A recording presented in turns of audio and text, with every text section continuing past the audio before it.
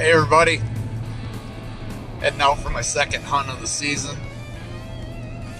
I was going to try to get out the next morning after the video that I shot. That was an evening hunt, obviously. I was going to try to get out the next morning. I noticed when I was up in my tree stand that night that I had a little, irritation in my throat. I woke up the next morning to the alarm and I felt like crap. I mean, long and short of it is I got sick. Just like a real bad cold that started with a real bad sore throat. Then it moved down into my chest, a snotty nose, just achy body, just felt like crap. So I didn't end up going. I missed 2 days of work over it. I'm still not 100%, but you guys know how it is. You only got so many days to hunt, and if I can do it, I'm going to do it. And today I felt like I could do it, so I'm going to do it. So I'm going to do another evening hunt. I believe I'm going to be able to hunt my north wind spot today. I'm pretty sure we got a north wind up here. I hunt up around the Ludington area in the Manistee National Forest. And, I know in a lot of my videos you guys see a lot of, ag land and stuff. And but I don't hunt agricultural land that much. So the deer, this is big woods hunting. This is big timber hunting. And, the deer, when the leaves are still up like they are now, the colors are coming on and everything, but the leaves are still up for the most part. And, these are big woods. There are a lot of deer up here. There are a lot of deer up here, but it's big woods, and this year there is a good acorn crop up here, and, the deer they're spread out throughout that big woods. So, patterning deer up here can be rough, especially doing it the way I do. I've mentioned before, I don't use cameras. Not that I have anything against using cameras. I like to do it old school. It gives me more satisfaction just to, read the sign and read the sign on the ground and just pin them down that way. And it's tough in big timber. There's no other way to put it. It's tougher. But yeah, I'm glad there's a good acorn crop this year because, in the last 3 or 4 years up here, it's been rough. The deer have had to go to alternate sources of food, and it's been pretty tough to pin them down because, they're just going wherever and, all over the place looking for food. So trying to find a food source that they're regularly coming to was pretty much impossible. You really had to find, travel corridors that they used to go from bedding to feeding areas, and it's been tough. But, so that's kind of where it's at this year. There's just acorns all over the place, so the deer are moving all over the place. And, a lot of people would say that makes it tougher. For me, where I'm hunting, it's made it better.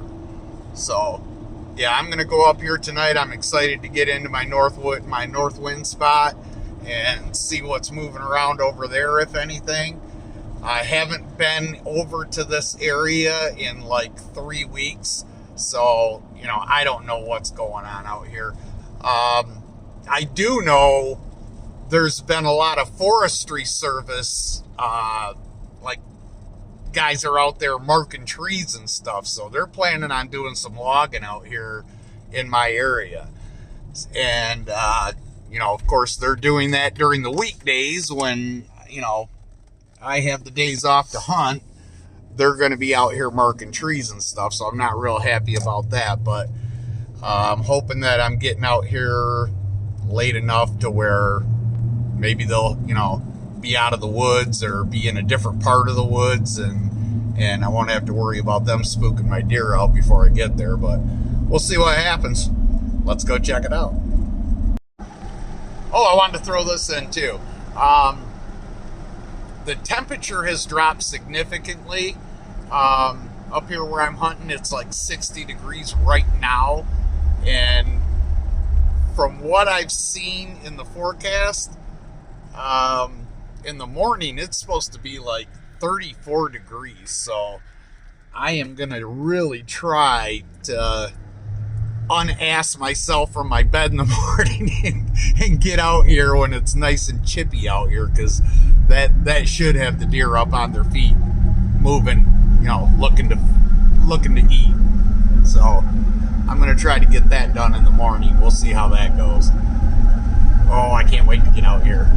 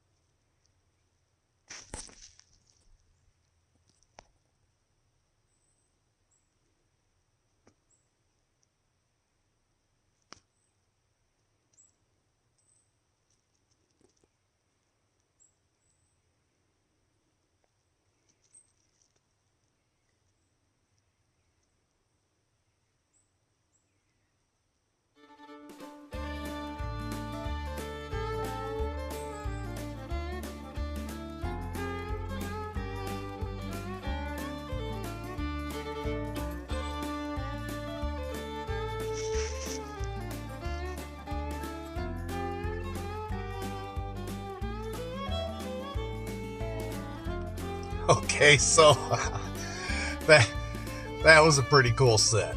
Um, you know, one of the reasons that I like coming up here hunting these big north woods is like, well, let me give you a little backstory here.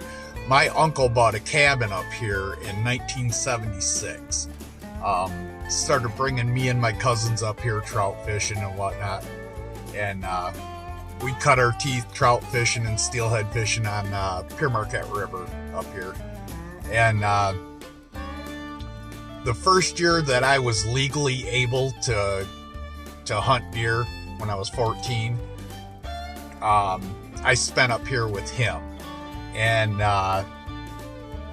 it was just, I seen my first porcupine up here. And ever since that first year deer hunting up here, I've always, I don't know, it's just got like almost a magical thing for me, let's say. I just know that, over the years since then, I have seen more wildlife, bears. I mean, me and John have both seen bears while we've been hunting up here. Bobcats, just all kinds of stuff. Stuff that I don't see a whole lot of around the house. I mean, there's a lot of deer around where I live. I live in Twin Lake, and there's a lot of agriculture around there, and there are a ton of deer there. And I do hunt there occasionally, and I have hunted there over the years, and I've been successful there. But there's something about these big woods. I mean, you just never know what you're going to see out here on any given day. Anything can happen, and it usually does. Tonight was no exception. I walked as quiet as I could. I got a late start. I told you guys I work nights, so I had to sleep, and then it's like an hour drive up here. I got my act together at the truck real quick, and was as quiet as I could be getting to my tree. I got up in my tree, got my backpack off my back, hung it on the hook, turned around, sat down, and I heard something trotting right toward me. And I wasn't sure if it sounded too heavy to be a squirrel. And I looked down, I could see something brown moving toward my tree, almost the same direction that I walked in, by the way. Maybe out just a little further. I looked down, and it's a big coyote, and I couldn't believe it. I mean, the thing, I couldn't, by the time the thing was on me before I had it, I couldn't move. I mean, he was just there, and he was looking around like he heard me walk in there or go up the tree, or something got his attention on me. And he focused right in on me and came right in on that tree. And I was trying to get my camera out, but by the time I got my camera out, he had realized something was wrong and turned around and kind of trotted up toward the big rolling oak hill that's, to the right of my stand. I got the camera rolling. I tried to, now I'm not a coyote hunter by any stretch. My partner Steve, he's the big coyote hunter. I've heard him do the lip squeak or kiss or whatever you do to, try to get them. And he does it really well. I don't do it worth a crap. So I tried though. And, he did stop on the edge of the pines that I'm in and looked back, but he wasn't buying it, and he just kept going. So that was pretty cool. So, a little bit later on, like 6:25, I pulled out my old ancient Rod Benson deer call and made a couple short doe grunts. And I looked back at the video, and it sounds loud in the video, but trust me, it was pretty quiet. I mean, the camera's real close to the call, so it sounds loud on the video, but it was really, really subdued, And I put the call back in my pack, And within 7 minutes, I had those 4 deer in on me. And they didn't come within shooting range, but I think what happened was where they were coming across in front of me, the lead doe come out, and I think she was the biggest of the bunch. She came out, and I'm pretty damn sure she got right about where that coyote had made its approach to my tree, and she stopped right about on what I'm guesstimating that's about where that coyote came at my tree. I think she hit his scent trail, held up, looked around, didn't like it, turned around and led everybody back up toward the Rolling Oaks.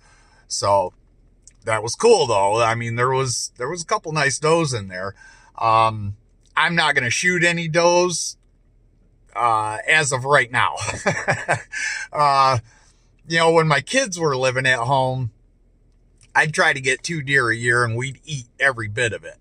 Now that the kids are all moved out, it's just me eating the deer. The wife will not have anything to do with the deer. She's a total city girl. If it don't come out of a package or a wrapper, she doesn't want nothing to do with it. But I'm the only one eating the deer. I will eat a deer in a year's time. By the time, like right now, I think I've got like three or 4 packages of hamburger left out of that buck that I smoked last day of gun season last year. So 1 deer a year is good enough for me. So I'm going to be primarily just after a decent buck. We'll see. We'll see if that changes if it gets late in the season. I haven't got anything. But for now, I'm not shooting any does. But it was cool to see the does because we all know, if you got does hanging around, it's just a matter of time before they drag one of the horny ones with them, right? So, all right, I got to head home. I'm hungry. It's late, and I do want to try to get up here in the morning. So I don't know if I'm going to make a video out of just tonight or if I'm going to combine the two. I'll see how much footage I got. We'll see how that plays out too. You guys have a good one, and I'll see you in the morning.